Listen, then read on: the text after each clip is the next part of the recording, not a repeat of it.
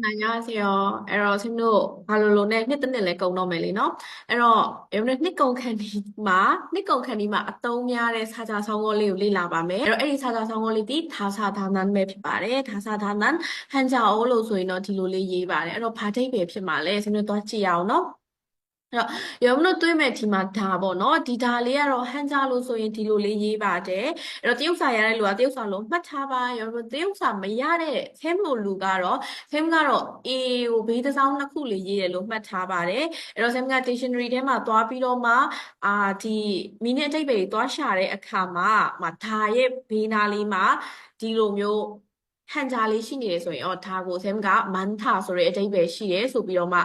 မှတ်ပါတယ်ပေါ့နော်အဲ့တော့ဒါရဲ့အဓိပ္ပာယ်ဒီမန်ထာဆိုတဲ့အဓိပ္ပာယ်ရှိပါတယ်အဲ့တော့များတယ်ဆိုတဲ့အဓိပ္ပာယ်ရှိတဲ့ဒါရုံးတို့တွေ့ခုတယ်ဒါယံကဒါအမျိုးစုံနဲ့ဟုတ်တယ်နော်ရုံးတို့နော်အဲ့ဒီရဲ့ဒါဒီရဲ့ဒါဒီမန်ထာပြီးတော့ဒါဟိန်ကြီးဒါရုံးတို့သိတယ်ဒီရဲ့ဟိန်ဒီကံကောင်းခြင်းဆိုတဲ့ဟိန်အွန်းဆိုတဲ့စာလုံးကနေလာတာဟုတ်ပြီနော်ဒါဟိန်ကြီးနဲ့ဇင်တို့ဒီလိုလေးနဲ့ပြောလေးရှိရလေအဲ့ဒီရဲ့ဓာတိမန်ထာဆိုတဲ့ဓာပါ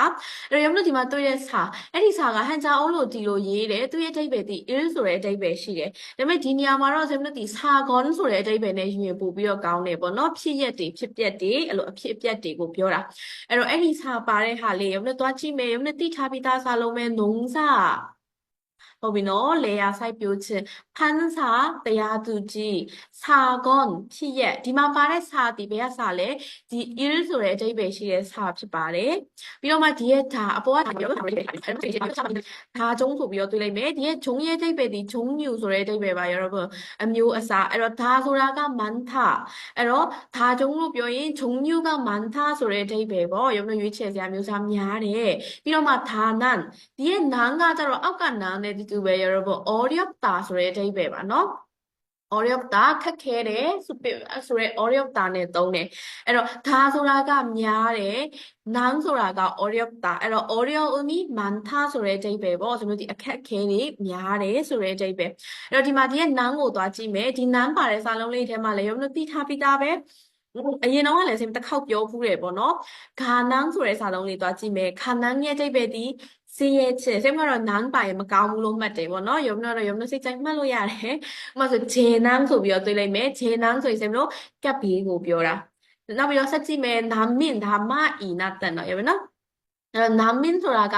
ဒုက္ခတဲ့ကိုပြောတာပြီးတော့မှကိုနန်းဆိုတာပင်ပန်းဒုက္ခ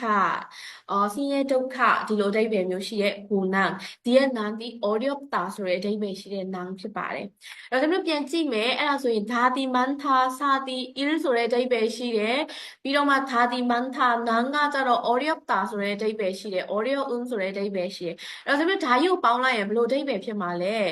일도 많고အလုတ်ဆိုတာချက်ကြီးပါကိစ္စတွေဖြစ်ပျက်သွားတဲ့ကိစ္စတွေကလည်းများပြီးတော့မှ 어려움도 많다 ဆိုတဲ့အဓိပ္ပာယ်ပေါ့နော်ရောနော်အခက်ခဲတွေကလည်းများတယ်ရောမလို့ပုံမှန်အဖြစ်ကတော့ဆက်ပြီးဒါပေမဲ့သုံးလေးရှိတဲ့စာလုံးလဲဆိုရင်ရောမဒီလိုအခြေအနေမျိုးရတော့နှစ်ကုန်ခန့်ဒီအခြေအနေမျိုးမှာဆက်ပြီးဒီနှစ်တစ်နှစ်ကိုပြန်စဉ်းစားတယ်2024ကိုပြန်စဉ်းစားတယ်ဖြစ်ပျက်သွားတဲ့ကိစ္စတွေအများများတာပဲအဲ့ဒီကိစ္စတွေနောက်မှာပါလာတဲ့ရုံမလို့ကင်တွယ်ရတဲ့အဲ့ဒီကိစ္စတွေနောက်မှာပါလာတဲ့အခက်အခဲတွေကိုရုံမလို့ကင်တွယ်ရတဲ့အခါမှာလည်းမဖြစ်မှာလဲအခက်အခဲတွေရှိတယ်ပင်ပန်းတယ်ဒီလိုအခြေအနေမျိုးတွေကိုဆက်ပြီးပြန်စဉ်းစားပြီးတော့မှပြောတဲ့အခြေအနေမှာသုံးတယ်ပေါ့နော်အဲ့တော့ဖြစ်ပျက်သွားတဲ့ကိစ္စတွေကလည်းများတယ်ပြီးတော့မှအခက်အခဲတွေကလည်းများတယ်ဆိုတဲ့အဓိပ္ပာယ်ပါသာစာဒါနန်ပုံမှန်အဖြစ်ကတော့ဆင်မလို့သူ့ရဲ့အနောက်မှာဟာဒါဆိုတဲ့စာလုံးလေးနဲ့လိုက်ပါတယ်သာစာဒါနန်ဟာဒါဆိုပြီးတော့မှပြောလေးရှိပါတယ်ပေါ့နော်ဥပမာစာကြောင်းလေးကိုကြည့်မယ်ဒီဘက်မှာ지난 해는ပြီးခဲ့တဲ့နှစ်ကတော့အရင်နှစ်ကတော့ 정말 တကယ်ကိုပဲဘယ်လိုနှစ်မျိုးဖြစ်ခဲ့တာလဲ다사다난한 해였다 알아요နော်